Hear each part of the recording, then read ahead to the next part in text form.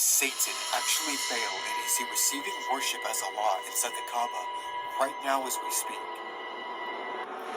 Let me tell you a story.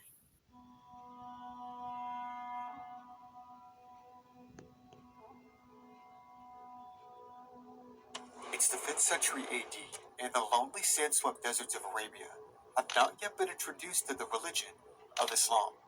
That would come 100 years later. No, the Arab world was much different before the Prophet Muhammad was ever even first mentioned. Jews, Christians, polytheists, Zoroastrians, multiple different religious groups existed at the same time as these polytheists. This is really important to understand. I want you guys to try and think deeply about this. Arabian polytheism, which was the dominant practice amidst all the others, had a history locked deep with an ancient city in the region we know today as Mecca.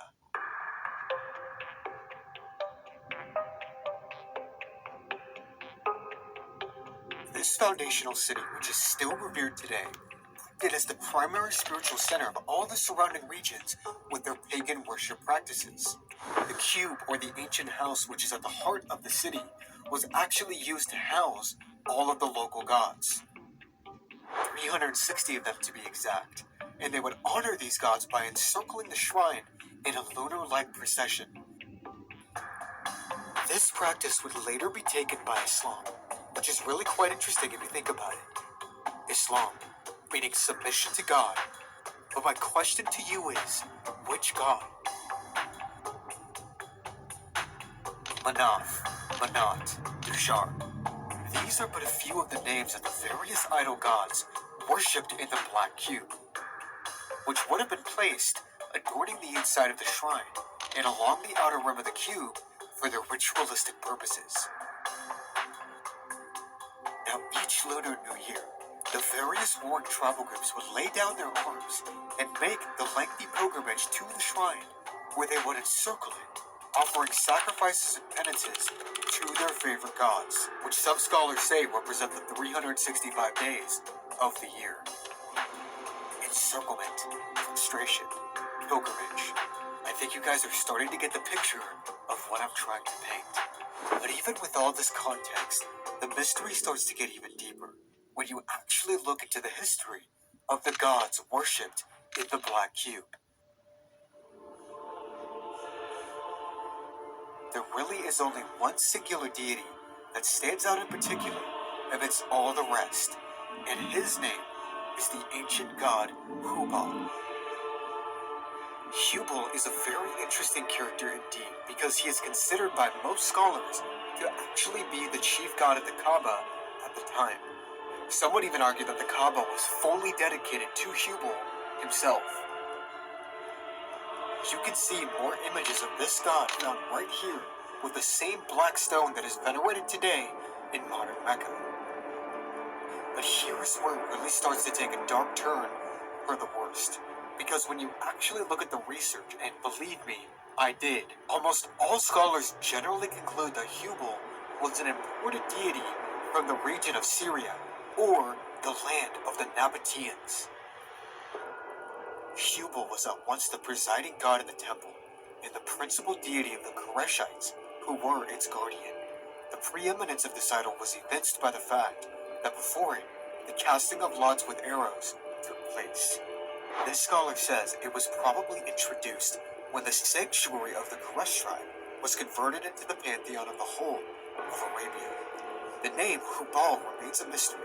The opinion that it is synonymous with the Babylonian and Syrian Baal, or Bel, is supported by the testimony of Arab authorities, according to whom Hubal was originally imported from Syria. Syria, the pinnacle of ancient Baal worship. This city sits on the foundation of many long-dead empires. It is considered to be one of the most celebrated ancient sanctuaries in the world, built upon by both Greeks and Romans.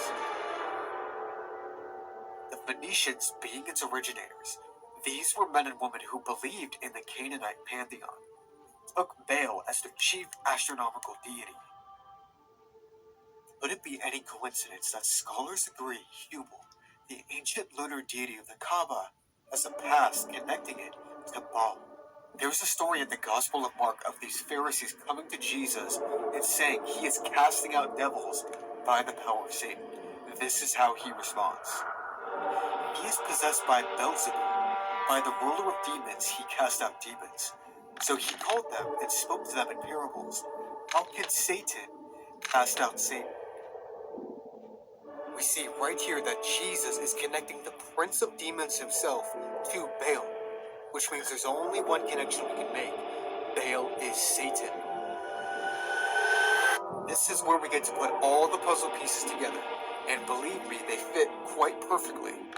Because Hubal, having a direct tie to the pagan god Baal of the Canaanites, was not only considered the chief god of the Kaaba at the time, but Hubal was actually worshipped as Allah by the forefathers of Muhammad.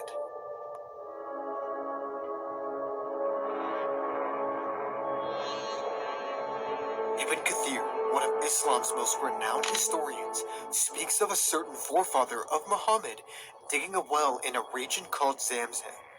This was probably just a neighboring region outside the province of Mecca itself.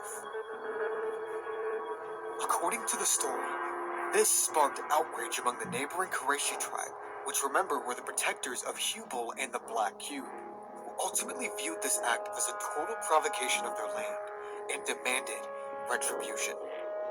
Hearing all of this, understandably, Muhammad's tribal ancestor becomes totally stressed out by the situation, and he vows to sacrifice his 10 sons to God or Allah at the Kaaba in order to pay the blood price. It is claimed that when Ibn al-Muttalib received such opposition from Quraysh over the digging of Zamzam, he vowed that if 10 sons were born to him, who grew up and protected him, he would sacrifice one of them for Allah at the Kaaba. Allah at the Kaaba can only have meant one thing to the forefather of Muhammad at this time, who sought to abate this god's anger through the death of one of his sons. And we know that he could only be speaking of one specific deity himself.